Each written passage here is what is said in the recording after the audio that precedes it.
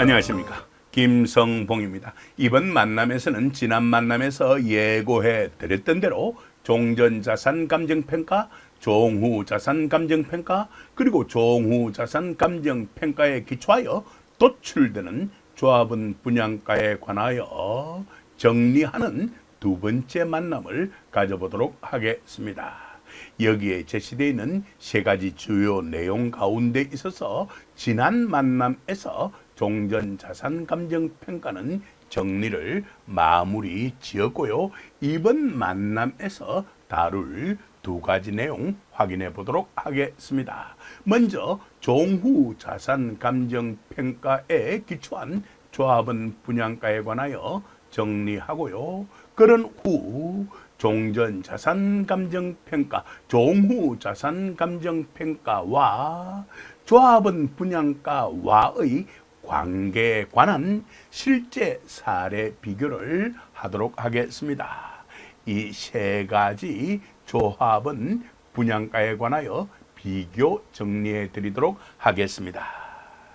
이와 같은 정비사업과 관련된 수많은 동영상 자료들이 김박사 부동산 TV 유튜브 채널에 탑재되어 있으니까 필요한 경우 활용하시기 바랍니다. 그리고 김박사 부동산 TV에 관한 정보가 여기에 제시되어 있으니까 필요한 경우 많이 이용해 주시기 바랍니다. 그리고 우리 김박사 부동산 TV에서는 말이죠, 언제나 법령 규정 등의 정확한 논거에 기초하여 정확한 정보만을 제공하고 있습니다. 화면 정리하고요. 다음 화면으로 넘어가겠습니다.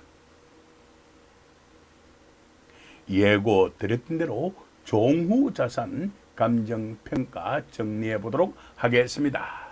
이러한 종후자산 감정평가는요, 조합원 분양가 결정을 위한 감정평가라고 이미 말씀드렸습니다. 그럼 조합원 분양가는 마음대로 결정하는 것이 아니라는 것입니다. 충분히 이해하셨을 것으로 믿습니다. 종후자산이란 말이죠, 분양 예정인, 즉 앞으로 분양받을 대지나 건물, 그걸 자산이라 하겠죠. 을 가리킨다는 거 잘 알고 계실 것으로 믿습니다. 이 또한 여기에 잘 규정이 되어 있습니다. 그 다음 재개발 사업에서의 종후자산 감정평가에 관하여 정리하도록 하겠습니다. 아래에 있는 이 내용은요, 지난 만남에서 이미 말씀드렸던 그것입니다. 관련 조항도 마찬가지입니다. 지난 만남에서 재개발 사업에서의 종전자산 감정평가에 관하여 정리할 때 말씀드렸던 내용 그대로입니다. 금액 산정 방법은 말이죠, 마음대로 산정하는 것이 아니라 시장 군수 등이 선정 계약한 2인 이상의 감정평가법인 등이 평가한 금액을 산술 평균한 것입니다. 여기까지도 이해하셨을 것으로 저는 믿습니다. 이 내용 또한 지난 만남에서 약속해 두었던 것입니다. 바로 종후자산평가 기준일은 말입니다, 분양 신청 기간 만료일이라고 말씀드렸고요.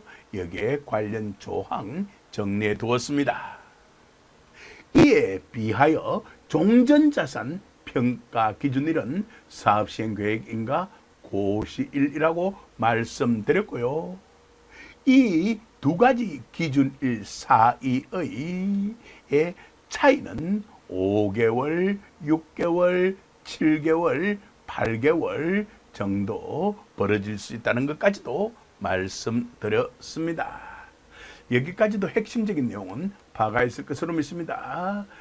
대단히 가깝게 붙어 있다는 것이죠. 자, 여기까지도 이해하셨을 것으로 믿고 화면 정리하고 이어가 보도록 하겠습니다.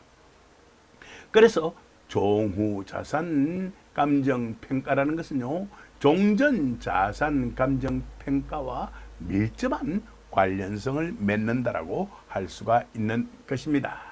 자, 이제 종후 자산 감정 평가 방법에 관하여 정리하도록 하겠습니다. 종후 자산이라는 것은 쉽게 말하면 아파트에 관련된 것입니다. 공동주택에 관련된 것입니다. 그렇다면 당연히 공동주택에 관련된 감정평가 방법은 거래사례 비교법이라고 지난 만남에서 이미 말씀드렸습니다. 따라서 거래사례 비교법을 주된 방법으로 하고요. 그리고 원가법을 비교 검토 방법으로 사용을 합니다. 즉, 이 주된 방법을 보완하는 방법으로 원가법을 사용하는 것입니다. 원가법에 사용된 원가는 크게 두 가지라고 할 수가 있을 것입니다. 그중 한 가지가 종전자산평가액일 것입니다. 종전자산평가액일 것입니다. 그래서 종전자산평가액은 종후자산평가액과 밀접한 관련성을 맺을 수밖에 없더라는 것입니다. 그리고 그 밖의 정비사업비로 구성된다라고 할 수가 있는 것입니다. 여기까지도 핵심적인 내용은 파악하였을 것으로 믿습니다. 그리고 감정평가 실무기준 730 3.2에 이렇게 규정이 되어 있습니다. 이것부터 먼저 확인해 보도록 하겠습니다. 종후자산은 말이죠, 인근 지역이나 동일 수급권 안의 유사 지역에 있는 유사 물건의 비슷한 물건의 분양 사례, 거래 사례, 평가 선례 및 수요성 등을 고려하여서 감정평가를 해야만 하겠다는 겁니다. 바로 거래 사례 비교법과 관련 있는 내용이라고 할 수가 있을 것입니다. 그럼 남아있는 내용은 당연히 원가법과 관련 있는 내용이라고 할 수가 있을 것입니다. 어때요? 핵심 내용 제대로 파악하셨을 것으로 믿습니다. 그리고요, 이러한 거래 사례 비교법을 주된 방법으로 사용하되 원가법을 비교 검토 방법으로 사용하여야 한다는 것입니다. 즉, 총사업비 원가 등을 고려하여서 감정평가해야만 하겠더라는 것입니다. 여기까지도 이해하셨을 것으로 믿고요. 화면 정리하고요. 남아있는 내용 간단하게 확인해 보도록 하겠습니다. 이는 도시정비법 제89조 제3항에 규정되어 있는 내용입니다. 사업 시행자는 말이죠, 쉽게 말하면 조합이죠. 사업 시행자는 말이죠, 종전에 소유하고 있던 토지 또는 건축물의 가격, 이것이 바로 종전자산 감정평가액에 해당될 것입니다. 이 정도만 적어둘게요. 종전자산 감정평가액 줄여서 종전자산평가액이라고 할 수가 있을 것입니다. 어때요? 핵심적인 내용 바로 파악하였을 것으로 믿습니다. 그것과 분양받은 즉 새로 받을 아파트가 되겠죠. 대지 또는 건축물의 가격을 평가하는 그런 경우에 있어서는요, 당연히 그 토지 또는 건축물의 규모, 위치, 용도, 이용 상황, 정비 사업비 등을 참작하여 평가하여야 한다라고 규정해 두고 있습니다. 추가적인 설명은 필요 없을 것 같아요. 이런 규정이 있다는 것 정도만 확인하시면 충분할 것 같습니다. 이쯤 해두고 화면 정리하고요. 다음 화면으로 넘어가겠습니다. 자, 이제 종후 자산 감정 평가를 구성하는 구성 요소들에 관하여 정리하도록 하겠습니다. 5가지 요소로 구성이 됩니다. 제일 큰 부분을 차지하는 것이 바로 분양 대상 아파트일 것입니다. 그리고 걸린 생활시설도 있을 것이고요. 임대 아파트도 있을 것이고요. 채비지도 있을 것입니다. 그리고 그러한 가격을 결정할 때 사용되는 효용지수 산정도 필요할 것입니다. 어때요? 여기까지도 핵심적인 내용은 파악하였을 것으로 믿습니다. 그럼 2, 3, 4에 대해서는요, 이거 당연하죠. 뭐 이런 것들도 당연히 그 가격이나 추산액을 파악할 필요가 있겠죠 라고 여러분들이 수긍할 수가 있을 것입니다. 확인은 해볼까요? 두 번째 요소가 근린 생활시설 분양 가격입니다. 쉽게 말하면 상가 분양 가격 등을 나타내겠죠. 세 번째가 임대 아파트의 대지비 및 건축시설비의 추산액이고요. 네 번째가 채비지이고 다섯 번째가 효용지수의 산정인데 효용지수에 대해서는 아래에 따로 정리해 두었으니까 걱정할 이유는 없을 것 같습니다. 이쯤 해두고 첫 번째 요소에 초점을 맞추고 정리를 이어가 보도록 하겠습니다. 화면 정리하고 이어가 보도록 하겠습니다. 그게 바로 분양 대상 아파트 세대별 분양 가격입니다. 이 또한 당연히 거래 사례 비교법을 주된 방법으로 삼고 원가법으로 보충 방법으로 활용한다는 거 바로 파악할 수 있을 것으로 믿습니다. 거래 사례 비교법이란요, 유사 아파트 단지의 분양 가격이라든지 적정 거래 수준이라든지 타입대별 적정 격차율이라든지 인근 재개발 구역의 조합원 분양가 등을 바탕으로 하여서 가격 형성 요인별 효용 지수를 적용하여서 이에 대해서는 잠시 후에 따로 정리해 드리도록 하겠습니다. 각 호별로 산출을 합니다. 각 호별로 산출을 합니다. 여기까지도 핵심적인 내용 파악하였을 것으로 저는 믿습니다. 화면 정리하고 이어가 보도록 하겠습니다. 다음 원가법입니다. 당연히 조합이 제시한 자금 운용 계획서, 정비 사업비 등이 정리되어 있겠죠. 등에 근거한 비용의 합계 금액 중에서 이러한 금액에 해당되는 것을 제외한, 그럼 나머지는 아파트가 되겠죠. 제외한 아파트 배분 금액을 산정하여 적정성을 검토할 필요가 있을 것입니다. 그리고요, 이러한 자금 운용 계획서 등에 근거한 비용의 합계 금액이라는 것은요, 바로 종전 자산 평가액과 그 외 정비 사업비로 구성된다라고 이미 말씀드렸습니다. 그리고요, 뿐만이 아니라 이러한 아파트에 대한 적정 소유권, 대지권이 포함된 금액이 도출되어야만 할 것입니다. 추가적인 설명은 드릴 필요 없을 것 같아요. 이쯤 해두고 화면 정리하고 이어가 보도록 하겠습니다. 그렇다면 종후 자산 가격 산정 방식이 나오게 될 텐데요. 당연히 기준 가격이 있을 겁니다. 특정 동의 매토를 기준으로 하여서 가격을 일단 정합니다. 그 곱하기 공급 면적, 그리고 구분 소유 건물별 효용 지수를 곱하여서 종후 자산 가격, 즉 아파트 호별 가격이 산정되어 나타날 것입니다. 이러한 구분 소유 건물별 효용 지수에는 말입니다, 유형별도 있을 것이고요, 5구 타입인지 혹은 84 타입인지 유형별 효용 지수도 있을 것이고요. 요즘은요, 5구 타입의 효용 지수가 오히려 84 타입보다 일반적으로는 다른 경우도 물론 있습니다. 일반적으로는 더 높게 나타나고 있습니다. 참고로 알아둘 필요가 있을 것입니다. 그리고 층별 효용 지수도 있을 텐데요. 이에 대해서는 아래에 제가 예를 들어 두었으니까 잠시만 기다려 주셨으면 합니다.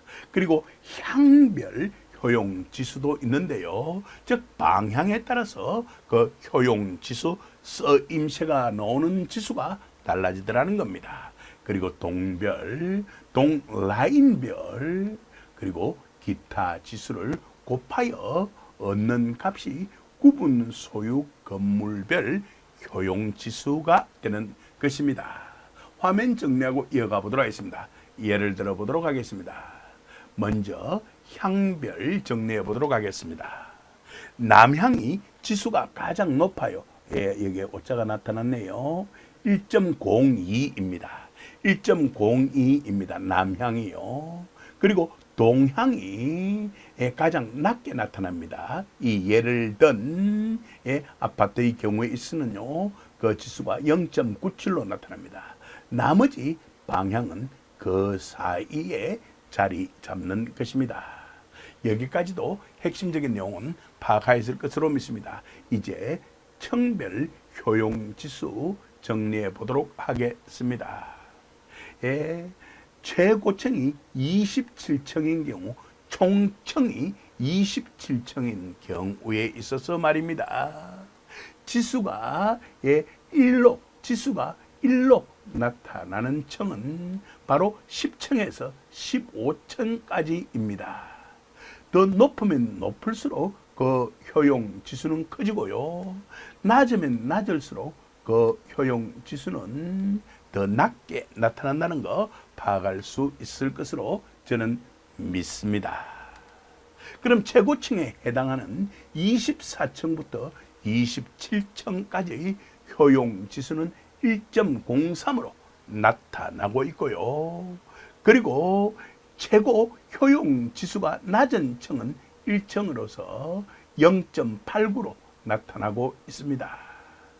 여기까지도 핵심적인 내용 파악했을 것으로 믿습니다.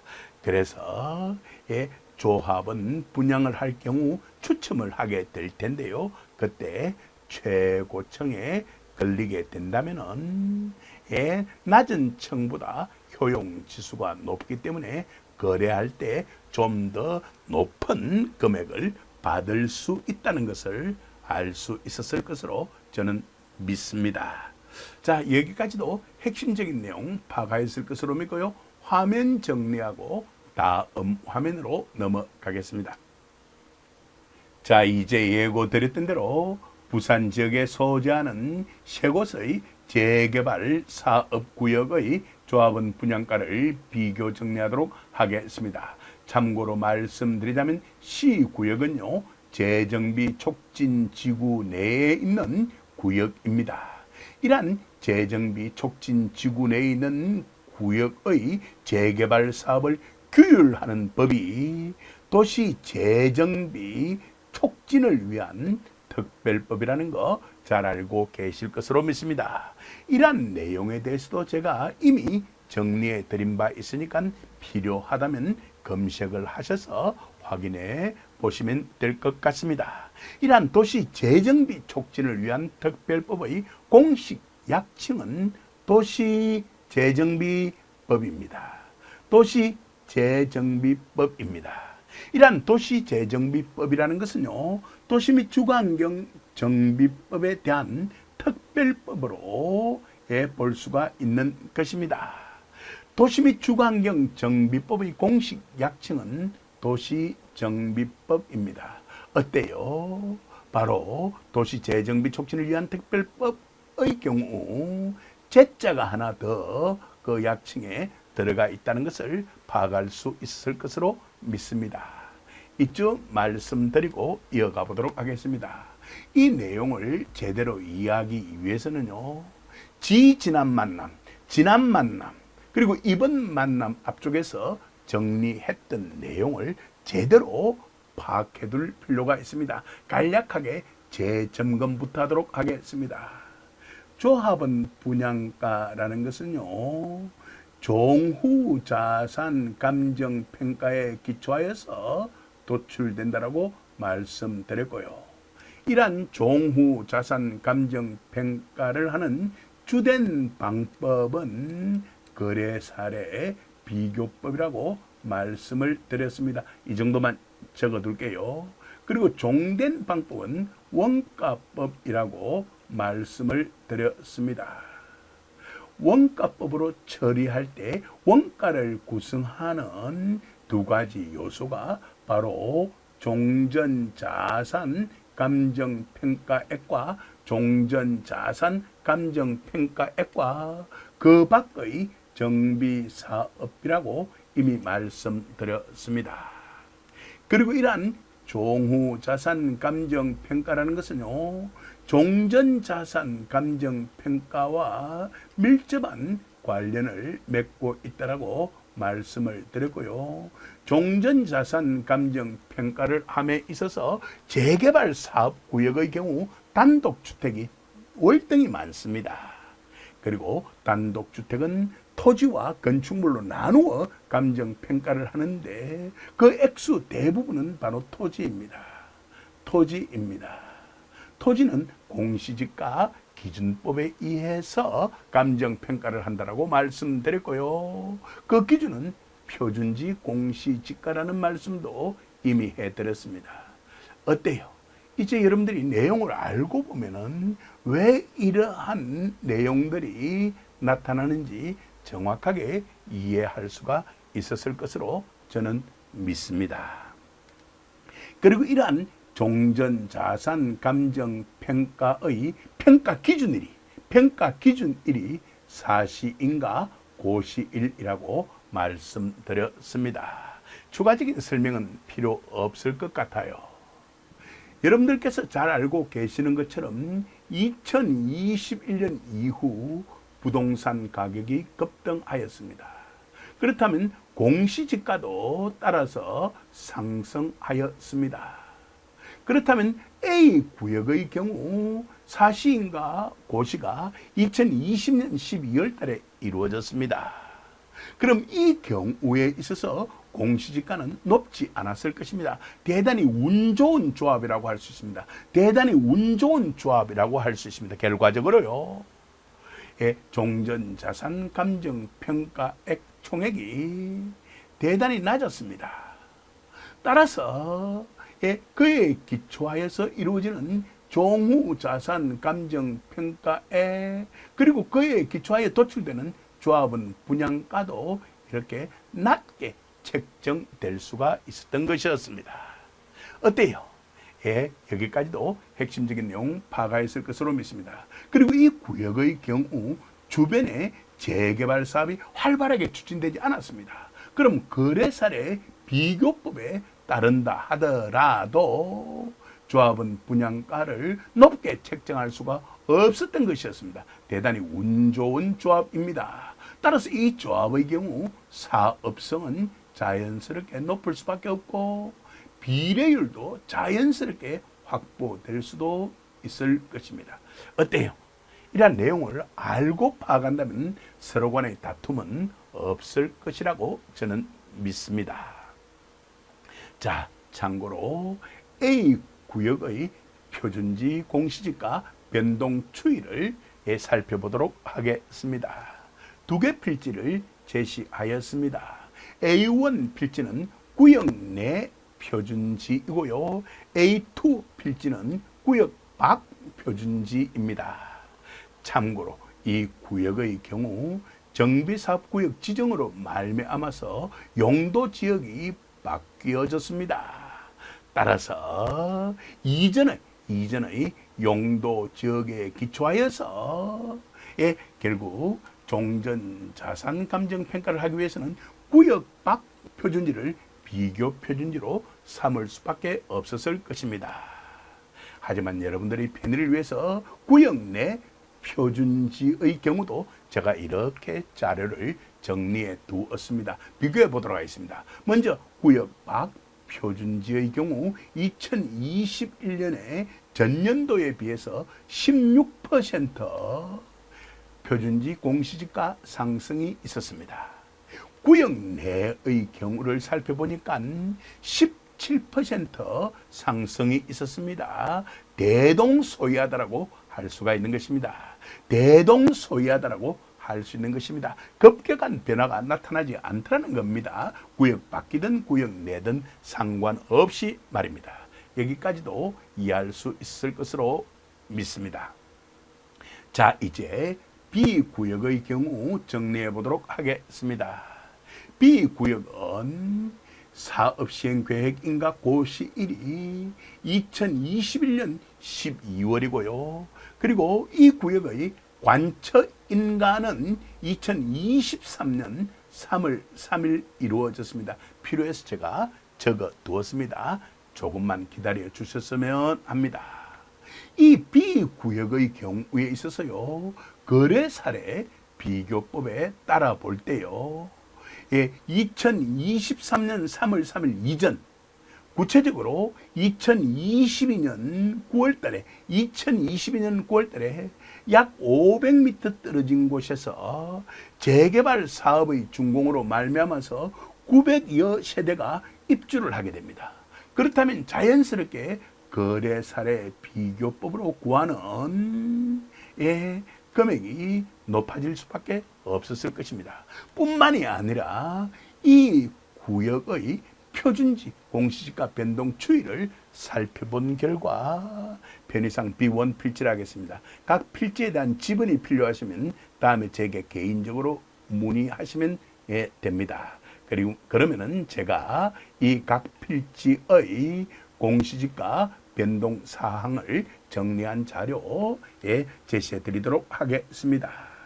2021년도에 22% 상승을 하였습니다. 그렇다면은 원가법에 의해서도 거래사례 비교법에 의해서도 자연스럽게 종후자산 감정평가는 높게 나타났을 것이고요. 따라서 평당 평균 조합원 분양가 또한 이처럼 더 높을 수밖에 없었을 것입니다. A 구역을 기준값으로 삼았을 경우에서 약 32% 더 조합원 분양가가 올랐습니다. 어때요? 이러한 수치 자체도 이해되기 시작하였을 것으로 저는 믿습니다. 이쯤 해두죠. 그리고 여기에 나타나 있는 종전자산평가 총액 같은 것은 지난번 만남에서 제가 다 정리해 드렸으니까 이번 만남에서는 따로 정리하지 않겠습니다. 구역 면적에 대해서도 따로 정리해 드리지 않겠습니다. 지난번 만남에서 다루어 보았으니까 말입니다.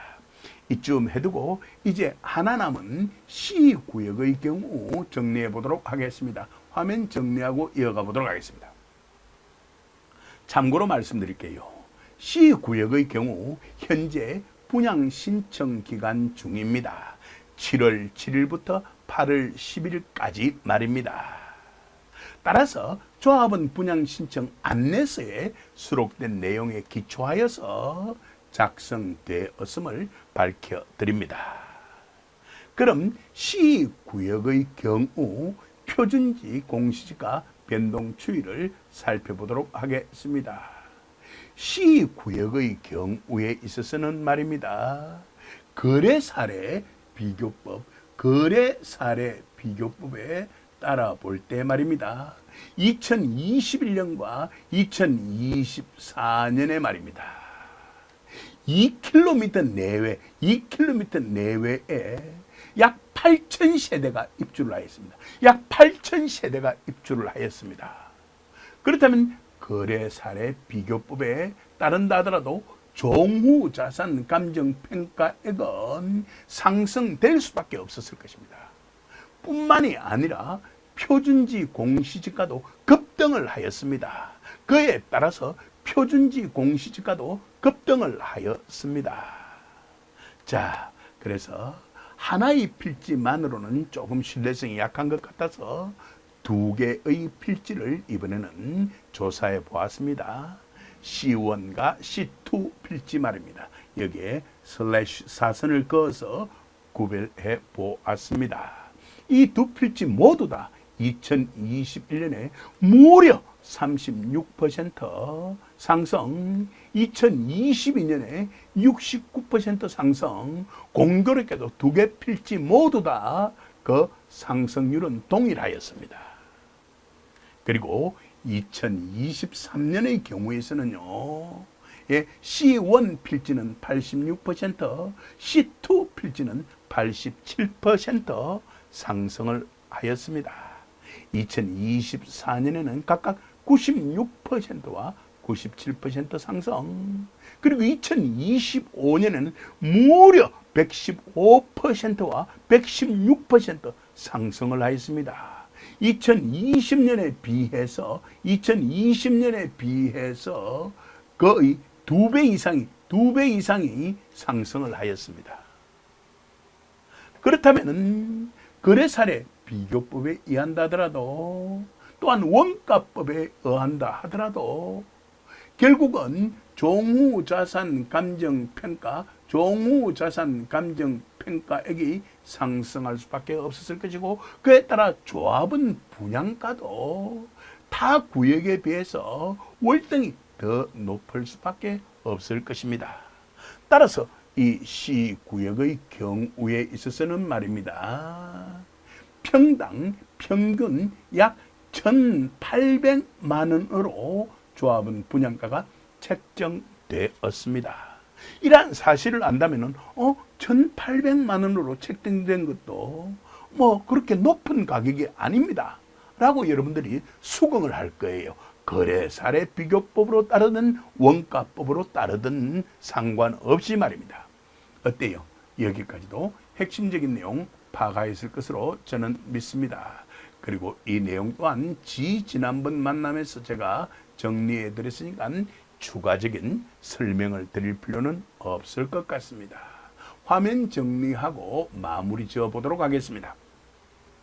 그리고 지난 만남에서도 잠깐 말씀드렸던 범일 3의 경우와 범천 1-1의 경우는 조분가가 1,100만 원대입니다. 이곳은 대단히 좋은 위치에 입지되어 있는데 왜 조분가가 낮습니까? 라고 질문할 수도 있을 것입니다. 살펴보시면 아시겠습니다만은, 사시인가 고시가 각각 2014년과 2018년에 이루어졌습니다.